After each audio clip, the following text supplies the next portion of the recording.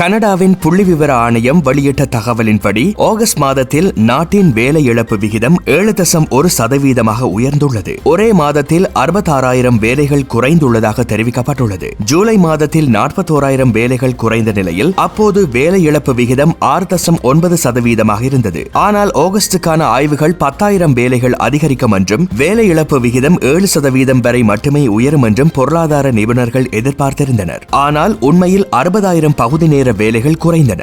மேலும் 6,000 முழுநேர வேலைகளும் இழக்கப்பட்டன. பல துறைகளில் வேலைவாய்ப்பு குறைந்துள்ளன. குறிப்பாக தொழில்முறை, அறிவியல் மற்றும் தொழில்நுட்ப சேவைகள் துறையில் மட்டும் 26,000 வேலைகள் குறைந்துள்ளன. போக்குவரத்து மற்றும் களஞ்சியம் துறையில் 23,000 வேலைகள் பாதிக்கப்பட்டன என்பது குறிப்பிடத்தக்கது. ஆனால் கட்டுமான துறையில் 17,000 வேலைகள் அதிகரித்துள்ளன. எதிர்வரும் செப்டம்பர் 17 கனடா வங்கி வட்டி விகித தீர்மானம் எடுக்கும் நிலையில் இந்த வேலைவாய்ப்பு அறிக்கை பொருளாதார வட்டாரங்களில் முக்கியத்துவம் பெற்றுள்ளமை என்பது குறிப்பிடத்தக்கது.